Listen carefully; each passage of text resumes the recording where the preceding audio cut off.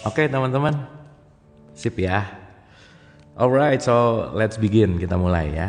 Jadi kita lanjut, kita move on dari satu jalan tadi. Tapi mudah-mudahan setiap pembelajaran ini nggak penting siapapun. Sayanya juga nggak terlalu penting-penting amat by the way kan. Tapi kita punya satu jalan, satu menuju cinta gitu. Ya, kan asik ya kalau gitu ya, nggak usah berantem gitu. Dah.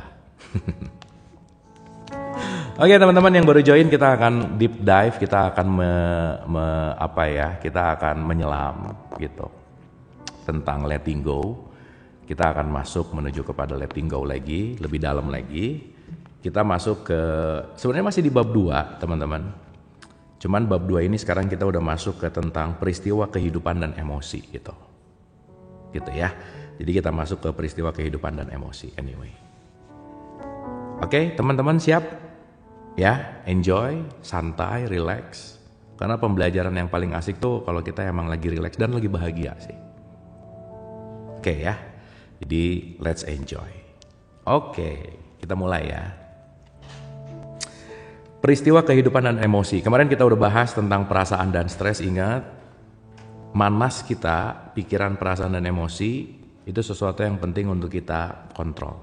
Oke, dan kita tahu bahwa pikiran dan fakta itu yang dalam tanda petik itu selalu netral, tetapi perasaan yang nempel di situ yang bahaya.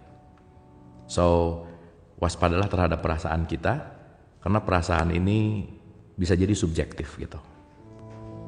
Akhirnya kita mengerti bahwa bukan orang lain yang membuat kita sedih, tapi sedihnya udah ada. Gitu ya. Yang di dalam kita selalu merefleksikan yang di luar. Jadi kalau teman-teman lagi bete, semua nggak asik. Teman-teman lagi sedih, semua nggak asik. Tapi teman-teman lagi happy, semua happy. Jadi sekali lagi, apa yang di luar terrefleksi dari dalam. Jadi kalau mau merubah di luar, rubahlah di dalam. Kenapa? Karena the law of expression itu adalah hukum yang namanya refleksi gitu. Masih ingat pembahasan kita tentang kesadaran layar dan kesadaran proyektor ya? Bahwa setiap layar itu tergantung dari proyeksinya. Maka kalau kita memberikan nilai itu buruk, bukan itu yang buruk, aku menilai itu buruk. Kalau kita mengatakan itu tidak baik, bukan itu yang tidak baik, aku menilai itu tidak baik, gitu. Ya, jadi sesuatu yang di luar diri kita, itu tergantung dari apa yang di dalam gitu. Gitu ya. Oke. Peristiwa kehidupan dan emosi. Pikiran seringkali tidak menyadari penyebab-penyebab emosi dan menggunakan mekanisme proyeksi untuk mencari penyebabnya. Pikiran melemparkan kesalahan pada peristiwa atau orang lain sebagai biang keladi munculnya sebuah perasaan dan memandang dirinya sendiri sebagai korban tak berdosa dan tak berdaya dari penyebab-penyebab eksternal. Ini penting banget nih. Jadi kita ngerasa kitanya oke, gara-gara dia aku jadi begini. Kita merasa fine, gara-gara mereka aku jadi begini. No. Eksternal selalu netral. Yang penting untuk kita telaah adalah perasaanku saat ini. Nih, ada yang jual tajil jam segini ya, boleh dibeli nih ya. Yang jualan tajil nih, nah, nanti dicek keranjang kuningnya nih. Pagi Kohen, teman-teman boleh ya tuh follow Kohen Mider. Nanti malam Kohen ada kelas 19.30, Senin dan Rabu, Jumat kadang-kadang 19.30, tuh rutin ya, boleh di follow tuh Kohen. Oke, kita lanjut ya. Jadi ngerti ya teman-teman ya, eksternal itu proyeksi dari internal. Jadi bukan seeing is believing, believing is seeing. Apa yang kalian yakinkan termanifestasi. Jadi kalau di sininya bad mood, ya semuanya pasti jelek gitu. Ya, jadi bukan eksternal yang memengaruhi kita, tapi kita yang memengaruhi eksternal. Tapi sayangnya paling susah itu mengenali kita gitu. Kenapa? Karena fokus kita keluar terus gitu. Fokus kita tuh pengen merubah yang di luar. Sehingga kalau ini proyektornya, kebayang nggak? Si proyektor memproyeksikan ke layar, layarnya tuh hidup. Pengen ngerubah hidup tapi proyektornya nggak diganti filmnya coba. Pengen bahagia tapi filmnya sedih mulu gitu. Pengen bahagia tapi filmnya marah-marah mulu gitu. Ya, berarti mulai sadar bahwa segala bentuk proyeksi di luar itu tergantung dari di dalam. Jadi fokusnya ke dalam. Nah, pembelajaran kita itu ngajak ke dalam. Ngajak menyadari gitu. Oke ya teman-teman ya, sip. Nih contoh. Mereka membuatku marah. Nah, supaya rada-rada dramatis ya. Mereka membuatku marah. Dia membuatku kesal. Itu menakutkanku. Nah. Gitu tuh. Kesal tuh ya. Kamu sih gitu. Kalian sih gitu. Ya. Ini kan kita nggak saya lah ya, saya. Saya banget gitu. Kamu sih gitu. Peristiwa-peristiwa dunia adalah biang keladi kecemasanku. Sebenarnya yang terjadi sebaliknya. Perasaan-perasaan yang tertekan dan tertahan mencari jalan keluar dan menggunakan peristiwa eksternal sebagai pemicu dan alasan untuk melampiaskan diri. Gimana? Ayo. Tertekannya di sini. Alasan ada orang nyebelin gara-gara dia gitu. Ya. Terus tuh nyari lagi. Akhirnya apa coba? Kita teradiksi nyari kesalahan orang. Bajunya nggak cocok, ih dasar ya dia gini. Warnanya nggak cocok, jelek ya. Yang bener tuh, udah tuh di komen semuanya. Coba teman-teman, capek nggak sih? Kita berputar-putar di wilayah yang tanpa sadar kita merendahkan, menjelekan yang tanpa sadar. Itu tuh kita low bad loh, drop gitu. Tapi pikirannya, aku kan mau berubah. Gimana mau berubah orang gitu terus tiap hari? Aku udah belajar gak berubah. Ya iya karena gak mau berubah. Banyak orang pengen berubah tapi gak mau melakukan perubahan gitu. Gitu ya. Sip ya teman-teman ya. Ini saya ulang ya. Ini penting banget loh. Penting nih. Ulang ya. Gak ada suara teman-teman. Suara saya oke? Oh ini ada yang bilang gak ada suara. Cek one, cek. Suara aman, one, cek. Aman, musik oke, cek. Aman, oke, thank you. Lanjut ya. Ini menarik nih. Peristiwa-peristiwa dunia adalah biang keladi kecemasanku. Sebenarnya yang terjadi sebaliknya, perasaan-perasaan yang tertekan dan tertahan mencari jalan keluar dan menggunakan peristiwa eksternal sebagai pemicu dan alasan untuk melampiaskan diri. Kita seperti pressure cooker. Pressure cooker loh. Jadi rice cooker tahu ya bikin nasi. Ini pressure cooker coba. Kita tuh tukang bikin emosi tuh jangan-jangan. Masa sih hidup cuman jadi pabrik emosi gitu? Ya. Ingat ya, pabrik emosi akan mengeluarkan hormon yang keluarnya adalah kortisol misalnya. Dan itu hormon yang gak bagus dalam tanda petik. Sebenarnya bukan bagus atau enggak ya. Kalau gak seimbang tuh gak bagus gitu. Dan gak sadar loh teman-teman, ketika kita marah dan benci, kita menikmati loh. Berarti ketika kita marah dan benci, kita menikmati kehancuran diri kita. Benar gak? Dan gak mau berubah lagi. Tanpa sadar semakin tergerogoti, akhirnya sakit aja fisiknya. Gitu. Nah sekarang kan berarti intinya adalah kita sayang sama diri kita gak sih gitu. Gimana kita akan membuat orang lain sayang sama kita sementara kita gak sayang sama diri kita sendiri, coba. Dan kita selalu menyangka bahwa akan ada orang yang menyelamatkanku. Gak ada teman-teman. Tidak akan ada yang menyelamatkan kita kecuali kita mau menyelamatkan diri sendiri. Oke? Iya. Saya pokoknya nggak mau bosen ya teman-teman untuk selalu bilang jangan pernah nyimpen remote control happiness kita ke orang lain. Masa sih happy-nya aku gara-gara kamu gitu? Kalau kamu nggak gitu, aku nggak happy.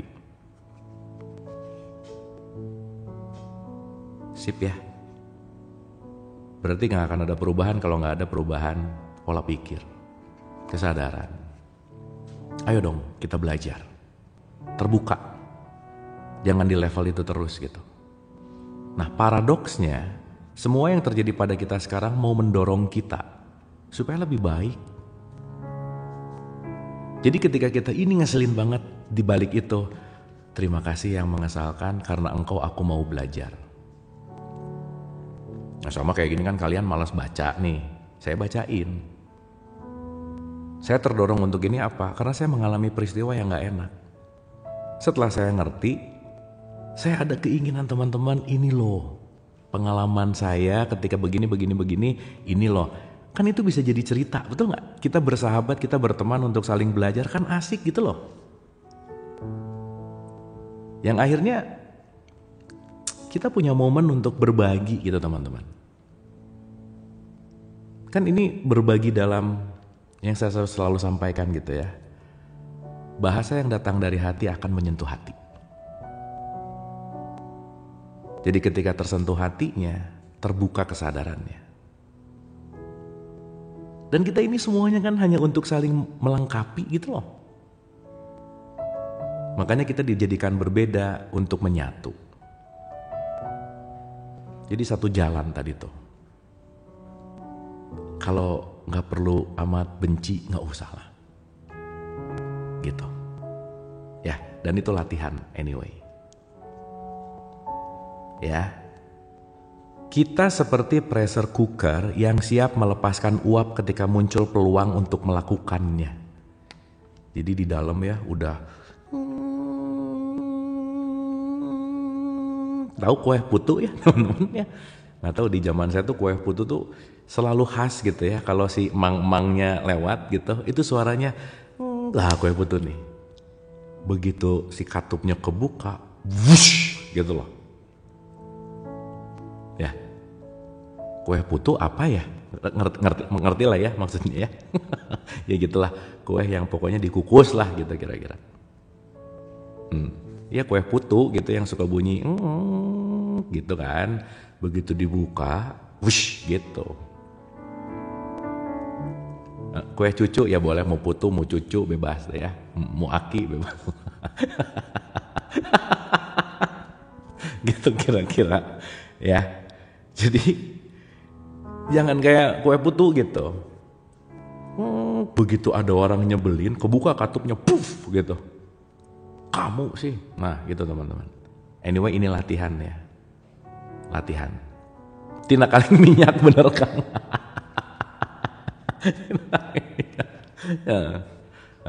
Aduh salah ya ngomongnya pakai kue putu langsung nih, travelingnya.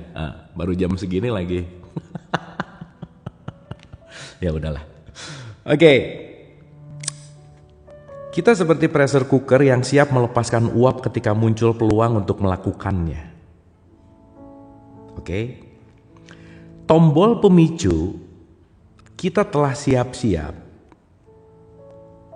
Nah, teman-teman, kita belajar bahasa psikiatri sedikit ya, supaya tahu gitu.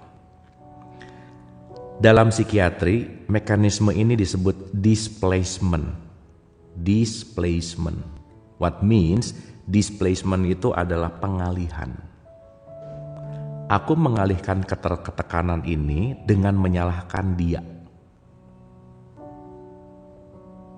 Ya. Berarti saya menyalahkan dia padahal yang ketekan aku. Akhirnya saya mencoba merubah, kamu rubah diri dong. Kalau kamu berubah aku bahagia. Dia berubah sih, tapi ininya gak sembuh. Pasti salah terus. Dan kita tuh udah kebiasaan ngelihat yang salah mulu sih teman-teman. So, buat ibu-ibu nih khususnya, emak-emak. Yang semua sih ya, tapi yang suka dandan kan emak-emak ya misal. Lihat kaca, pasti yang pertama dilihat yang gak bagusnya dulu. Kurang apa ya, bulu alis lah, belok dikit, apalah, gimana, inilah. Pasti yang jeleknya dulu. Ya. Nanya ke anak ulangan, kamu salah berapa hari ini? Yang salah terus yang ditanya. Kenapa sih nggak bisa? Nah, kamu bener berapa sih? Gitu. Betul nggak? Berarti kan udah jadi subconscious tuh gini, udah jadi habits gitu.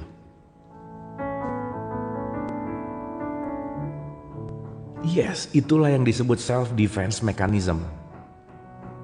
Once kita tahu juga bahwa defense mechanism, ya balik lagi ya, itu topiknya nantilah. Tetapi poinnya adalah hati-hati sama displacement gitu. Karena kalau kita displacement, mengalihkan, pengalihan tidak menyelesaikan.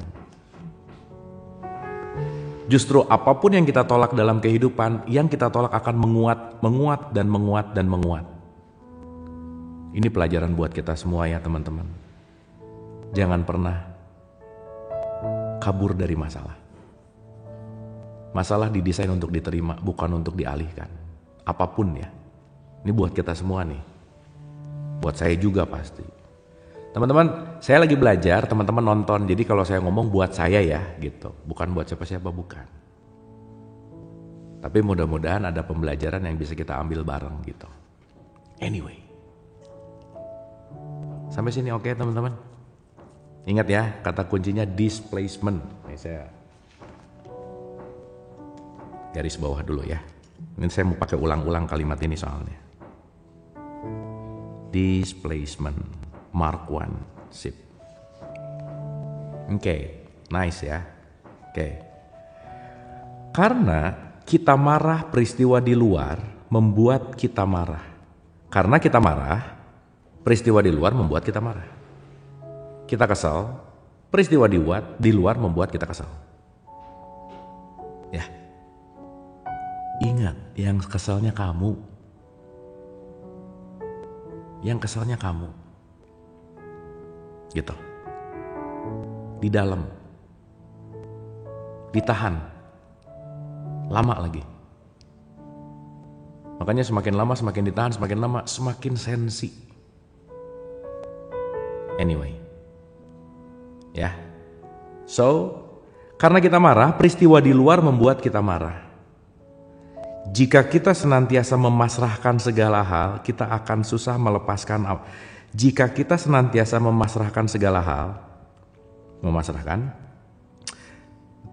kita akan susah melepaskan amarah karena amarah yang terpendam dalam diri kita selalu kita pasrahkan. Pada kenyataannya, bahkan mustahil bagi siapapun atau situasi apapun membuat kita marah. Hal yang sama berlaku untuk semua perasaan negatif lainnya, begitu perasaan itu kita pasrahkan.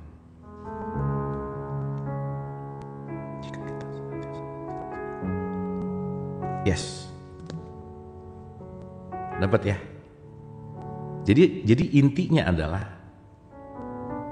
ikhlas tuh bukan gak ngapa-ngapain gitu loh teman-teman. Sabar adalah proses bagaimana kita melepaskan perasaan. Proses loh. Proses. Jadi sabar tuh bukan diem, bukan. Makanya sekarang kata-kata sabar itu menjadi toxic positivity teman-teman. Anyway ya. Kalau teman-teman kalian lagi marah, lagi bete, lagi benci, jangan disebut sabar ya. Dia pasti makin marah. Karena pengertian sabar sekarang tuh udah terima aja, udah gak. Bukan itu bukan. Tetapi sabar itu adalah proses terus-menerus mengendalikan perasaan.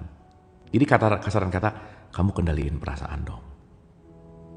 Nah tapi si sabar ini dalam tanda petik di sini udah ada diem, nggak ngapa-ngapain, apatis, pokoknya terima aja. Bukan itu. Sabar itu dinamis.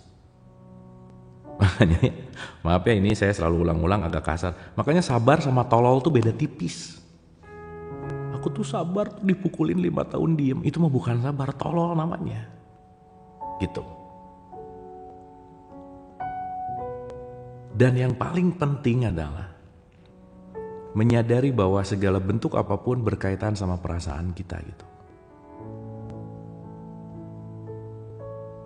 Sabarku tuh calon mantu. Semoga calon mantunya namanya Sabar juga punya sifat sabar ya. Oke. Gitu ya. Nah, artinya Pada kenyataannya bahkan mustahil bagi siapapun atau situasi apapun membuat kita marah. Kenapa? Gimana kita mau jadi marah kalau kitanya udah bisa letting go gitu. Oke. Balance. Teman-teman, ini latihannya seumur hidup. Awas jangan punya mental gini ya. Kamu enak aja ngomong. Nah itu tuh udah deh. Ya kamu aja omongnya enak, aku kan yang mengalami. Ya udah oke. Tetapi kalau kita nggak melatih, kita akan terus ditekan oleh sesuatu yang kita anggap nggak mungkin gitu. Dan kita melimitasi diri akhirnya. Dan ketika kita melimitasi diri, kita akan di level yang sama. Dan selama-lamanya kita akan jadi korban, victim. Gitu. Anyway. Ya. Karena pengondisian sosial, social conditioning, dalam masyarakat, orang-orang bahkan menekan dan menahan perasaan positif mereka. Jadi teman-teman, tenang aja lah. Semua orang juga gitu. Jadi jangan gini, enak ya dia, hidupnya tuh ya, kamu nggak tahu aja dalamnya. Kayaknya kalau jadi kayak dia tuh, aduh rumah gede, mobil bagus, happy, belum tentu loh. Apalagi yang julid-julid religius, Allah dia mobil bagus rumah tapi jarang tahajud, kayaknya banyak dosa deh, nanti juga matinya masuk neraka. Nah udah ini paling bahaya, udah aja. Kan julid-julid religius tuh ya, yang ngerasa bahwa ya udah gitu. So hati-hati sama keyakinan kita gitu ya. The belief system itu sangat memengaruhi ini loh. Gitu kira-kira. So akhirnya kita jadi pinter banget judgement gitu. Menilai gitu. Ya. Nah ini ada pertanyaan, sampai kapan harus sabar? Pertanyaan balik, kalau sabar itu mengontrol diri, sampai kapan kita harus ngontrol diri? Gak ada waktunya. Berarti kalau mempertanyakan sampai kapan sabar, mindsetnya bahwa sampai kapan saya harus diem. Nah saya tadi bilang sabar itu bukan diem. Jadi kalau ada pertanyaan sabar, ada batasnya gak? Tergantung kamu memahaminya yang mana nih. Gitu. Sampai sini oke. Sip ya. Jadi nanti kita akan ngerti nih. Gitu. Nah, EGP sama nerima beda tipis. Cuek sama ngerti beda tipis. Ya udahlah nggak dipikirin tapi dirasain terus. Ayo gimana? Jadi aja ngomong aku tuh benci sama orang itu. Iya, tapi tiap hari diomongin sama temannya. Aku tuh benci sama dia tuh gini. Besok ngomong lagi, Jadi kamu tuh benci atau cinta sih gitu? Ayo gimana? Ya, tipis kan? Tipis banget gitu. Ya, oke. Karena pengondisian sosial, social conditioning dalam masyarakat, orang-orang bahkan menekan dan menahan perasaan positif mereka. Cinta yang terus ditekan bisa mengakibatkan serangan jantung. Nih, cinta yang terus ditekan kembali muncul sebagai pemujaan berlebihan terhadap hewan peliharaan dan berbagai bentuk pengidolaan. Cinta sejati bebas dari ketakutan dan ditandai dengan ketidakterikatan. Notes nih teman-teman. The true love, cinta sejati bebas dari ketakutan dan ditandai dengan ketidakterikatan. Jadi kalau ngomongnya cinta tapi posesif, itu pret namanya. Kalau ngomongnya cinta tapi banyak khawatir dan takut, itu namanya melekat gitu. Lu bisa jantungan tuh kata Hawkins. Ya di sini maksudnya pasti mengganggu sistem metabolisme gitu. Ya. Nah, ini kalau ngomongin cinta tuh nggak bisa lepas dari Rumi sih. Bahwa mencintai adalah membebaskan gitu. Maka teman-teman sadari deh, yang akan bikin kita sakit hati adalah orang yang kita cintai. Titik. Gitu. Nah, jadi penting untuk memaknai pemaknaan ulang yang kita sudah maknai bertahun-tahun gitu. Teman-teman, ini saya baca buku Letting Go. Tapi ini racikan saya. Letting go yang saya kaitkan sama tasawuf, letting go yang saya kaitkan sama Vedanta, letting go saya kaitkan sama teologis. Jadi racikannya seperti ini gitu. Nah, racikannya sama teman-teman racik sendiri. Setuju ya? Setuju ya? Jangan ngambil mentah-mentah racikan ini, jangan. Kunyah dulu. Nanti teman-teman dapat racikannya masing-masing. Karena kalau teman-teman langsung telan, nggak ngunyah, teman-teman nggak dapat rasanya.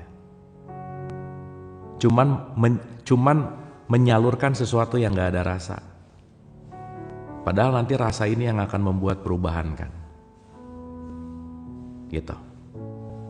Anyway. Sip ya, dikunyah pelan-pelan, dirasain. Kayaknya racikan aku gini. Dan nanti nih berapa yang datang 600 something, racikan kita beda-beda. Tapi dasarnya cinta. Jadi berbeda tapi gak usah jadi benci. Kenapa? Oh, perspektif dia begitu. Perspektif mereka begitu. It's okay. Ingat satu jalan tadi. Lagi puasa gak boleh ngunyah. Aduh, susah memang ngomong sama orang lapar ya. Ngomong sama orang lapar susah, kekenyangan susah, jadi harus gimana ya? Ntar saya mikir-mikir dulu deh, bentar ya, merenung dulu.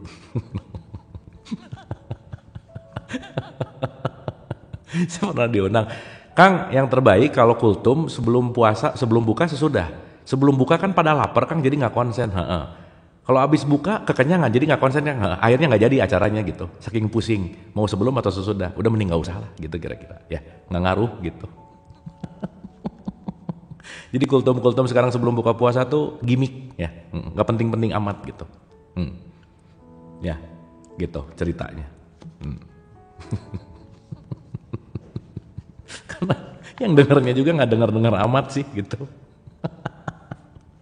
Formalitas bener.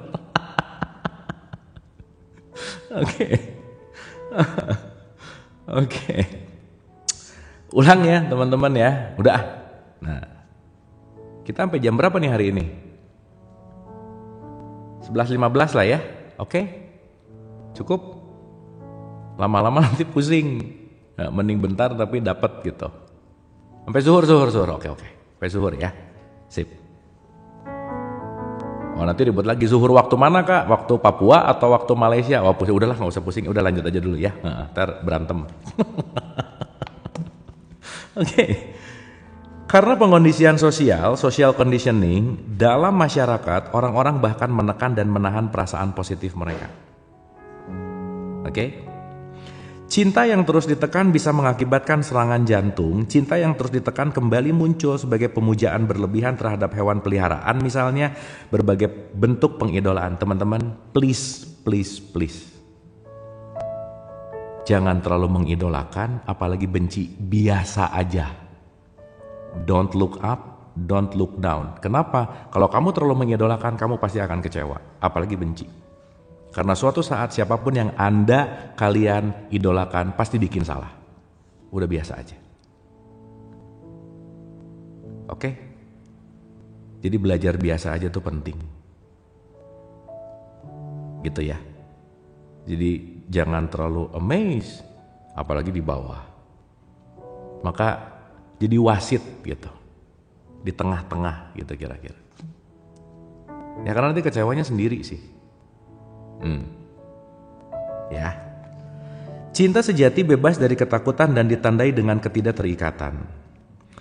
Nih. Rasa takut pada kehilangan memperbesar keterikatan dan keposesifan yang tidak semestinya. Sekali lagi. Rasa takut pada kehilangan memperbesar keterikatan dan keposesifan yang tidak semestinya. Rasa takut kehilangan.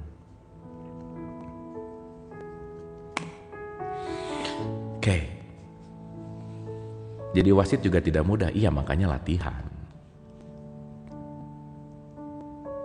Teman-teman, berbicara masalah kehilangan ya. Pada dasarnya ketika kita sadar bahwa kita ini semua adalah tamu semesta. Seorang tamu tuh gak pernah punya hak milikan sebenarnya.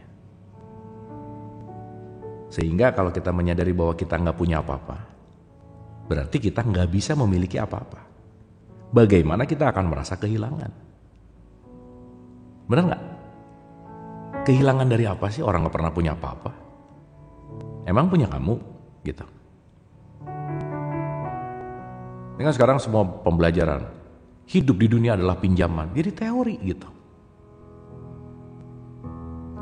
Lupa pada kenyataannya adalah bagaimana kita sadar bahwa kita nggak pernah punya apa-apa.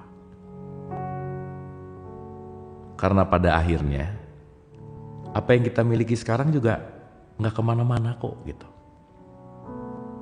Berarti kan poin pentingnya adalah ketika kita berbicara dalam konteks apapun, rasa takut pada kehilangan memperbesar keterikatan dan keposesifan yang tidak semestinya.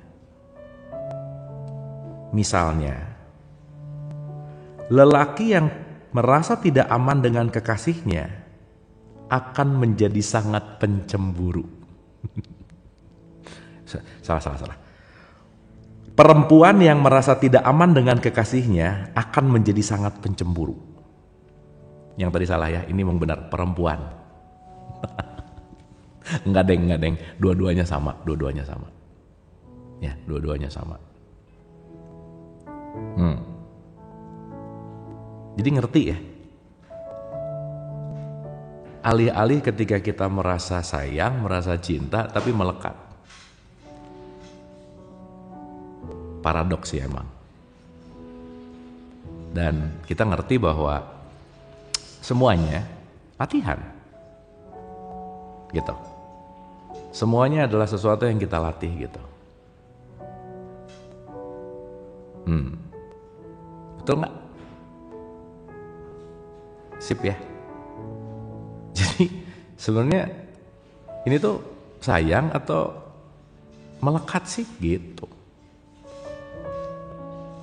Cinta atau melekat sih gitu. Karena takut kehilangan. Berarti boleh jadi kita sangat takut kehilangan orang yang kita sayang. Tapi kita gak pernah takut kehilangan diri sendiri. Ayo gimana? Saya takut deh kehilangan kalian. Jangan-jangan kamu juga udah kehilangan diri sih gitu. Gimana mau mengenal diri gitu. Saya selalu, maaf ya kalau ini diulang-ulang dan bosen, tapi saya senang banget sih perumpamaan Imam Ali. Imam Ali tuh bilang gini, saya bingung nih sama orang yang kehilangan untanya, dia cari abis-abisan, mati-matian. Rumahnya begitu, hartanya begitu. Tapi saya bingung sama orang yang kehilangan dirinya, kok biasa-biasa aja ya, kayak gak ada apa-apa gitu. Padahal tiap hari dia kehilangan dirinya. What if we are dealing with a personality disorder? Kontak profesional. Cari psikiater atau psikolog. Ya, jangan segan kalau merasa perlu profesional, lakukan itu. Gitu. Karena kalau kita melakukan self judge atau kita melakukan yang namanya ya penilaian menurut katanya pokoknya, teman-teman, kita tuh bisa self observe loh ya. Begitu ngerasa gini, googling, perasaan gini akibat, oh gini, didalamin lagi, nanti baca lagi, jadi aku gitu. Nah kita jadi parno sama ketakutan sendiri gitu. Padahal sebenarnya nggak gitu-gitu amat mungkin ya. So that's why kita penting kalau pada saatnya dan membutuhkan profesional, lakukan. Ya, anyway. Sampai sini oke? Clear ya? Ini pertanyaan-pertanyaan tipikal nanti akan terjawab sendirinya di bawah. Ya. Saya ulang ya. Rasa takut pada kehilangan memperbesar keterikatan dan keposesifan yang tidak semestinya. Misalnya, laki-laki atau perempuan yang merasa tidak aman dengan kekasihnya akan menjadi sangat pencemburu. Itu example. Gitu. Jadi ternyata ada untungnya juga jadi jomblo ya, bener nggak? Nggak usah gini-gini gitu. Bener ya? Jadi tenang aja. Oke. Teman-teman nggak boleh baper ya. Ini mah bukan kelas baper, bukan. Jangan gitu, jangan ya. Kan kita belajar. Betul kata pembenaran. Ya udah ya, penting gitu. Hidup belum melewati kan. Ya, sip. Oke. Ketika tekanan perasaan yang ditindas dan ditahan melebihi tingkat toleransi individu, pikiran akan menciptakan sebuah peristiwa di luar untuk melampiaskan dan mengalihkan dirinya. Yes. Dengan demikian, orang yang menyimpan duka cita akan secara tidak sadar menciptakan peristiwa menyedihkan dalam hidupnya. Orang yang menyimpan ketakutan memicu pengalaman yang menakutkan. Orang yang penuh amarah dikelilingi oleh keadaan yang menyebalkan. Orang yang penuh kebanggaan senantiasa dihina. Ini keren banget nih. Ulang ya. Ulang aja teman-teman. Ini kalau kita mulai ngerti kenapa aku dihina karena aku yang mengundang, kenapa aku dibully karena aku yang mengundang, kenapa aku begini karena aku yang mengundang. Kitalah pengundang semua yang datang. Susah sih diterima, tapi realitasnya begitu.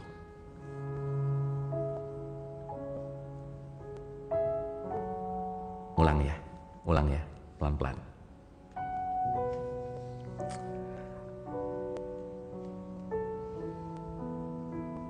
Dengan demikian, orang yang menyimpan duka cita akan secara tidak sadar menciptakan peristiwa-peristiwa menyedihkan dalam hidupnya. Orang yang menyimpan ketakutan memicu pengalaman yang menakutkan. Orang yang penuh amarah dikelilingi oleh keadaan menyebalkan. Dan orang yang penuh kebanggaan senantiasa dihina.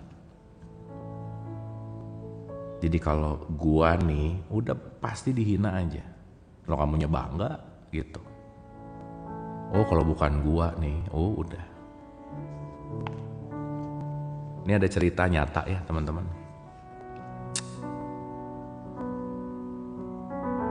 Ada orang baru belajar dan dia pengen mengaplikasikan kebaikan. Begitu ketemu lagi jalan ada pengemis kayaknya kelaparan, dia kasih nasi bungkus. Push. Mantap, baik, nyaman, dah. Gitu. Tapi kalau si kebanggaan itu nanti bisik-bisik, hebat lo ya. Dia akan ngomong. Ke temannya begitu selesai dia ngomong, tadi gua ngasih orang makan nasi bungkus. Ya. Kalau bukan gua yang ngasih nih, mati tuh dia. Nah, balik lagi. Ada itu tuh, kalau bukan gua nih gitu. Kalau bukan gua nih gitu. Ya. Kalau bukan aku yang ngurus ya, ini gak akan jadi gitu. Kalau bukan aku yang ngajarin gak pada bisa gitu. Nah, itu salah satu contoh kebanggaan yang pasti kita akan banyak hinaan-hinaan sih gitu. Katanya alhamdulillahirabbil alamin. Segala puji hanya milik Allah. Kan bahasa basi ya. Pujian hanya milik Allah, tapi begitu kita nolong, orangnya nggak bilang makasih, marah gimana? Ayo. Ya. Jadi tanpa sadar. Ulang ya sekali lagi ya. Dengan demikian orang yang menyimpan duka cita akan secara tidak sadar menciptakan peristiwa menyedihkan dalam hidupnya. Orang yang menyimpan ketakutan memicu pengalaman yang menakutkan. Orang yang penuh amarah dikelilingi oleh keadaan yang menyebalkan. Dan orang yang penuh kebanggaan senantiasa dihina. Yes. Gitu. Kang Abu izin tanya caranya ngadepin orang yang bilang kalau saya ini sesat, bilang aja emang gitu, udah beres ya. selesai. Kan berbeda, nggak apa-apa. Karena begitu nanti ada ngomong, ih kamu tuh salah paham, bukan salah paham, beda paham. Udah, emang berbeda nggak boleh? Emang harus sama? Kan enggak. Bener nggak?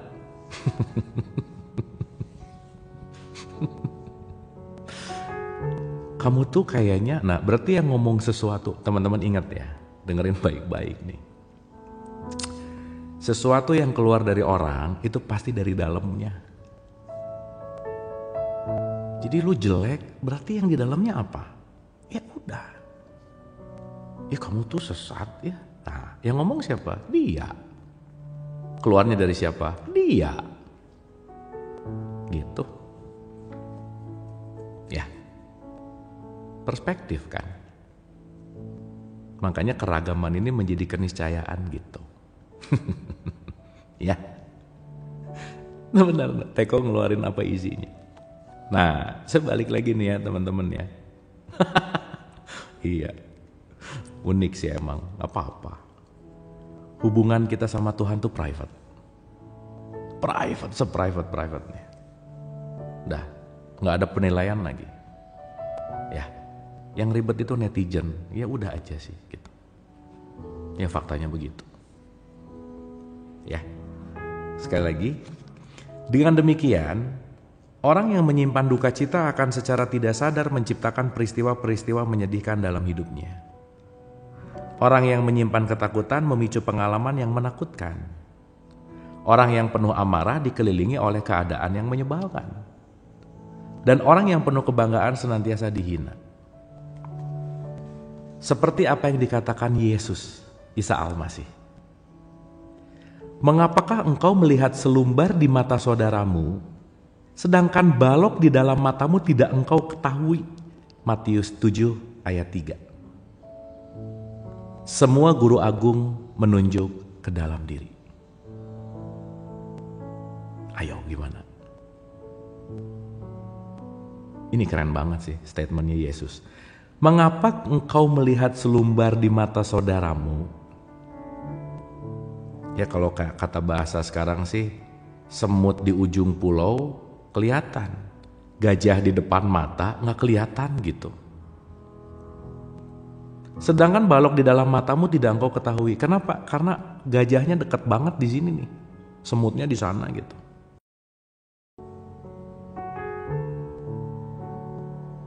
Gitu ya kira-kira. Segala sesuatu di alam semesta memancarkan vibrasi. Nah, mulai nih kita masuk ke vibrasi ya. Semakin tinggi vibrasi, semakin besar kekuatan yang dimilikinya. Karena emosi pun energi, ia pun memancarkan vibrasi. Vibrasi emosional ini berdampak pada medan energi tubuh dan efeknya bisa dilihat, dirasakan, dan diukur.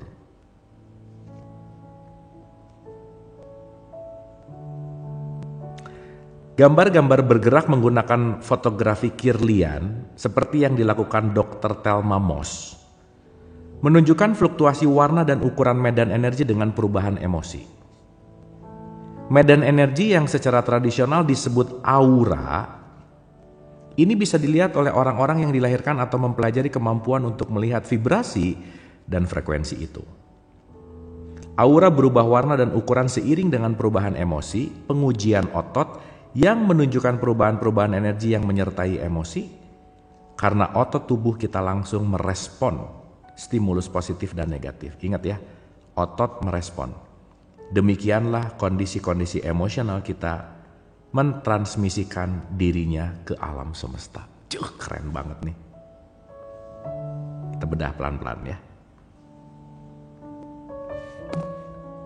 Oke, pelan-pelan. Sampai sini oke teman-teman, by the way. Bang, aku suka dikatain berhijab. Apa nih? Karena nggak berhijab apalagi pas Idul Fitri. Iya sih, ya udah. Kunci berhijab itu cuman 2. Yang pakai nggak usah nyinyir ke yang enggak nggak usah nyinyir ke yang pakai, titik. Udah gitu aja. Nah, sekarang kita balik nih ke sini, teman-teman. dalam konteks bahwa segala sesuatu di alam semesta ini memancarkan vibrasi gitu. Ingat ya, rumusnya Tesla nih. Kalau kamu mau tahu kalau kamu mau tahu rahasia semesta, ketahuilah 3, energi, vibrasi, frekuensi. Nah, saya kasih contoh ya teman-teman ya. Teman-teman dengar suara saya ngomong. Kalau teman-teman mendengarkan vibrasinya, teman-teman tidak terkecoh oleh kata-katanya. Maka jangan tertipu oleh kata-kata, karena sebenarnya yang kita dengarkan adalah vibrasinya. Maka kalau kita peka terhadap vibrasi, kita nggak akan ketipu sama kata-kata manis. Dan kita tidak akan mudah menjudge buruk ketika kata-katanya nggak cocok, karena kita memikirkan orang ini ngomongnya nggak benar, tar dulu. Tapi coba cek vibrasinya deh. Jangan-jangan mungkin keluar kata-kata yang kita anggap busuk, kita anggap loh ya, tapi bobot vibrasinya jangan-jangan oke. Teman-teman kerasa lah pasti. Sok teman-teman ngerasa nggak? Kalau orang-orang suci ya, guru-guru hebat, aduh teman-teman, nggak usah ngomong, keberadaannya aja udah ngademin gitu loh. Udah feel safe gitu.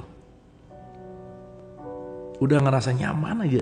Hadirnya dia tuh, aduh gitu loh. Pernah nggak ngerasain gitu? Nah itu kan kalau kita ngomongin tentang konteks beriman ya, dikit ya. Iman itu mengamankan. Jadi keimanan itu nanti kaitannya sama vibrasi sih. Jadi salah satu simple ya, ini simple aja mau ngecek kita berimannya oke atau enggak. Keberadaan kita tuh akan mengakibatkan lingkungan seperti apa sih gitu. Ini general ya teman-teman ya, general yang gampang aja. Kalau seseorang datang ke satu community atau ke satu lingkungan atau ke satu kumpulan dan kehadirannya dia mengademkan, menenangkan dan menaikkan si rasa enaknya, itu kemungkinan beriman tuh. Tapi teman-teman pernah nggak begitu ngelihat orang ini begitu, ya dia lagi gitu, pernah gitu nggak? Nah datangnya dia jadi dia sih, nah gitu tuh. Nah coba kita renungin kita yang mana gitu. Ya. Ya.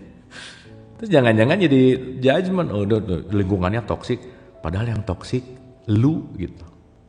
Aku gitu. Ya aku tuh lingkungan aku toksik, orangnya gini.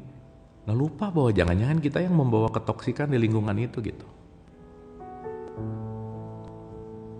Ya teman-teman ya. Sip ya. Oke. Jadi aware terhadap itu. Pikiran tidak memiliki dimensi atau ukuran dan tidak terbatas dalam ruang. Karena itu, pikiran mentransmisikan kondisi dasarnya melalui energi vibrasi yang tidak terbatas jangkauannya. Ini berarti kita secara rutin dan tanpa sadar mempengaruhi orang lain melalui kondisi emosi dan pikiran kita. Bukan kata-kata ya, pikiran sama emosi. Karena kata-kata datang dari pikiran dan emosi. Nih, mak-mak ngomong ke anaknya, kamu tuh Yuna, kamu ya sabar dong. Coba lucu ya, nyuruh sabar tapi ngomongnya bari ngambek. Coba, kamu tuh sabar dikit dong nak. Ayo gimana? Gini. Kamu tuh sabar nak, mama lagi kesel, kamu tuh harus sabar. Ayo. Gimana coba?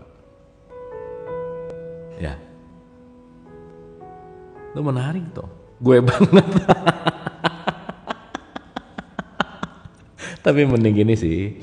Nak, kamu sabar ya. Karena kalau kamu gak sabar nanti kamu sedih terus. Jadi kamu sabar aja ya. Nah gitu. Gitu. Beda loh. Bener gak? Itu kan vibrasi nih. Aku banget. Ya. Aduh udah deh teman-teman, kita tuh banyak tertipu sama ilusi sih sebenarnya. Dan itu sangat menarik gitu. Anyway. Tuh prakteknya susah ya. Iya tuh, kalau nggak dipraktekin susah, pasti. Dan sampai kapan mau ngomong terus praktek susah? Belajar lagi setahun depan, prakteknya tapi susah. Iya, belajar lagi 2 tahun, prakteknya susah. Belajarnya udah 5 tahun, tapi nggak jadi gitu. Ya, itu menarik sih, mindset gitu. Oke ya, teman-teman ya. Oh, ini ada pertanyaan bagus, saya jawabnya barengan aja, ini mirip nih. Energi itu nggak pernah fix di tempat tertentu. Jadi kalau lagi di atas terima, lagi di bawah juga terima. Teman-teman kalau lagi harus marah ya marah aja. Tapi cari tempat marah yang menguntungkan. Marahnya jadi nyapu, bersih-bersih, olahraga, gitu. Daripada marahnya mukul-mukul, coba. Cari pelepasan energi marah ke tempat yang konstruktif. Nge-gym. Bikin sambal, benar. Boxing. Jogging, benar. Yoga. Cuci piring. Udah tuh. Karena begitu ada gerakan, emosinya stabil lagi tuh. Banting perabot, ya boleh sih. Kalau lagi tes pecah ya. Ya siapa tahu ada perusahaan piring yang mau ngetes kekuatan piringnya, sok daftar di situ. Pinjem lempar-lempar gitu. Siapa tahu kepake kan ya. Dapat duit lagi. Nge-rap boleh, ngerepotin. Duh, ini orang rapper ya. Hobinya apa? Nge-rap. Nge-rapnya apa? Ngerepotin orang gitu. Nah gitu kira-kira. Sip ya, kira-kira gitu. Ke ATM boleh.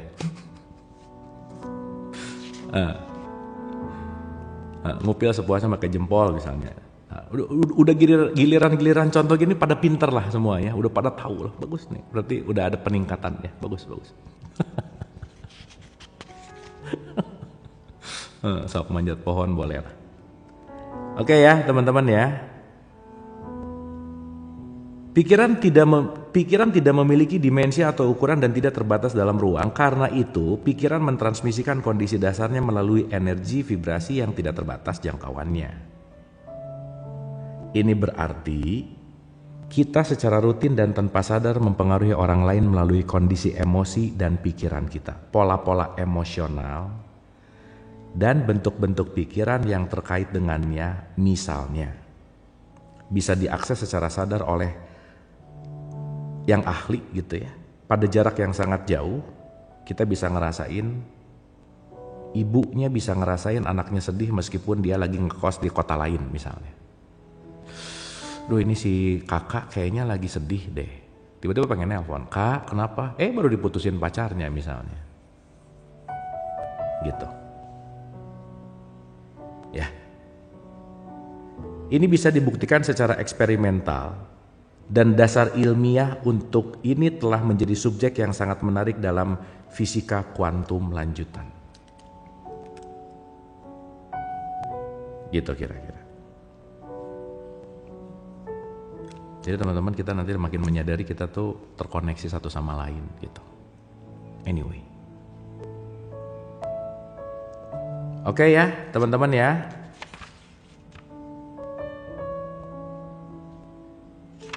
Dikit lagi.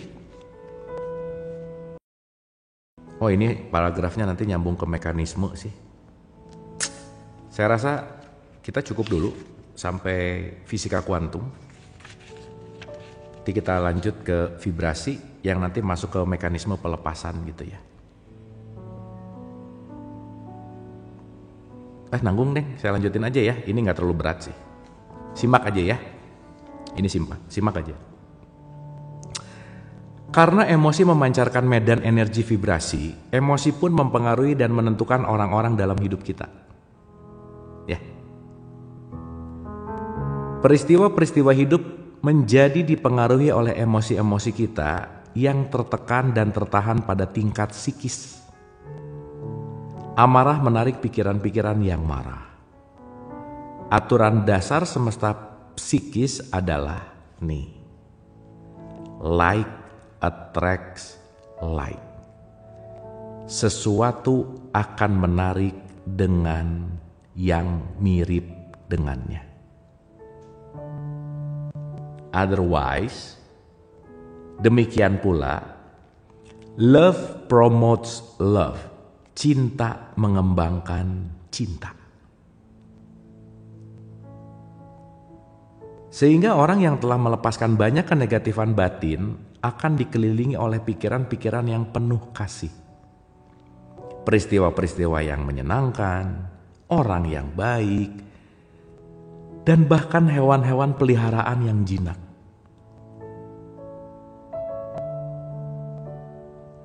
Fenomena ini menjelaskan banyak ungkapan kuno dan perkataan umum yang kadang membingungkan intelek seperti yang kaya makin kaya, yang miskin makin miskin.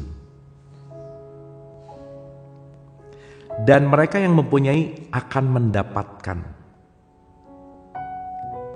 Oleh karenanya, sebagai aturan umum, orang-orang yang apatis membawa energi kemiskinan ke dalam hidup mereka. Aku mah apa? Susah. Nggak bisa. Dah aja. Siapa yang mau merubah orang kayak gini? Nggak ada. Kecuali dirinya sendiri. Dan mereka yang optimis, yang memiliki kesadaran akan kemakmuran, membawa keberlimpahan ke dalam diri mereka, ke dalam hidup mereka. Karena semua makhluk hidup terkoneksi pada tingkat energi vibrasi, kondisi emosi dasar kita akan memancar keluar dan direspon oleh semua bentuk kehidupan di sekitar kita. Jamak di hewan bisa secara instan membaca kondisi emosi dasar seseorang. Ada beberapa eksperimen yang menunjukkan bahwa bahkan pertumbuhan bakteri dipengaruhi oleh emosi manusia dan bahwa tanaman mencatatkan reaksi-reaksi terukur terhadap keadaan emosi kita. Teman-teman, dalam diam kita memancarkan vibrasi. Dalam diam kita memancarkan frekuensi. Jadi apa yang datang ke kita selalu berbalik, apa yang datang ke kita selalu diundang, apa yang datang ke kita selalu tergantung dari apa yang kita rasakan per saat ini. Jadi poinnya adalah perubahan tidak pernah datang dari eksternal, tapi dari sini. Ketika kita mau merubah siapapun di luar, berarti saya merubah apapun yang di dalam. So, nunggu apa lagi? Kalau kita nggak action. Yang jangan-jangan kalau ngomongin olahraga misalnya, aku mau diet, aku mau exercise, terlalu banyak meneliti yoga gini, iya, kayaknya nggak cocok, maraton nggak cocok, nge-gym nggak oke, ini semua gitu. Akhirnya nggak jadi aja, ya. Maka sebaik-baik olahraga adalah olahraga yang disempatkan, mau apapun itu. Buku banyak sih, ya, dipilah-pilah. Tapi pertanyaannya, meluangkan waktu untuk mengalaminya nggak? Itu intinya. Nah, so teman-teman, this is letting go. Chapter berapa saya lupa ya, tapi yang penting kita udah mulai masuk bab 2 gitu. Ya, semoga kita konsisten belajar bareng untuk beresin buku. Ya, daripada bacot nggak jelas ya. Mending beresin buku, bener nggak? Supaya saya belajar, teman-teman belajar, kita sama-sama bertumbuh bersama. Tapi ingat, ini letting go racikannya saya. Teman-teman kunyah, teman-teman racik sendiri, teman-teman alami sendiri, dan teman-teman nanti punya caranya sendiri anyway. Oke teman-teman, sedikit yang udah nonton dari tadi awal, dapat pelajaran apa hari ini? Boleh ditulis di komen. Ayo, apa yang didapetin pelajarannya hari ini? Apapun ya, karena kita pasti beda-beda dapatnya. Lebih lega, mantap.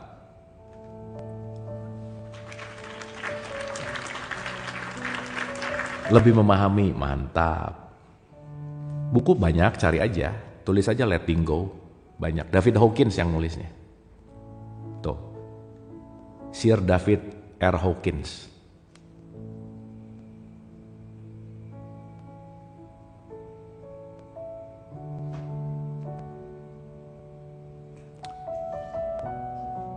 Oh iya, kalau mau di capture boleh ya teman-teman nih.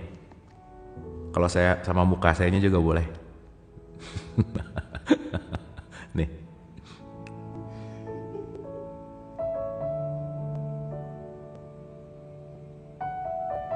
Udah ya? Clear ya teman-teman ya? Sip. Nggak usah dipaksain karena bukan apa ya. Kita akan dapat, ini 702 orang yang hadir ya, pasti punya 702 perasaan yang beda, pengalaman yang beda dari buku yang sama. Jadi, udah, saya dapatnya ini nggak apa-apa. Duh, saya dapatnya cuma 1 titik dari ribuan kata. It's okay anyway. Namanya David Hawkins. David R. Hawkins. Ini juga yang nulis Power Force, teman-teman. Baca 2 kali juga beda hasilnya. That's it. Bener banget. Live lagi kapan? Nanti sore jam 16.00. Ya, nanti sore jam 16.00. Jam 16. Tapi teman-teman, saya tuh live sore itu kan karena bukber ya. Jadi materinya tuh itu lagi gitu. Takut pada bosan, tapi nggak apa-apa lah saya live-in ya. Karena kadang-kadang materinya sama gitu, yang audiensnya nanya, Kang puasa tuh gimana sih? Itu lagi gitu. Tapi mudah-mudahan nggak bosan ya. Biar pinter, mantap. Sip. Daripada baca sendiri enak dibacain. Nah ini tipikal malas nih ya. Teman-teman, ini nanti saya record, setuju ya? Saya masukin ke YT, oke ya? Nanti saya download dulu. Kan udah berapa pertemuannya berarti. Tapi saya upload gelondongan aja ya, nggak usah diedit kali ya, seapa adanya aja gitu ya. Karena kalau live gini diedit jadi nggak asik gitu. Oke, sulap nanti malam lah ya kalau ada waktu. Kayaknya ini udah harus siap-siap 11.38. Tadi udah ada yang mau zuhur. Ingatnya teman-teman, azan zuhur sama azan maghrib mirip ya, hati-hati, jangan langsung minum abis ini ya, mirip, hati-hati ya. Ya, jokes klasik tuh, tapi hati-hati aja pokoknya. Anyway, terima kasih. Semoga ada sesuatu yang kita bisa ambil dari pembelajaran ini. Dan yang paling terpenting, just do letting go teman-teman. Apa ya? Hanya ini yang kita punya. Dalam tanda petik, ayo dong. Kita sedikit lebih sayang sama diri kita. Sedikit lebih care sama diri kita. Gitu kira-kira. Oke, teman-teman.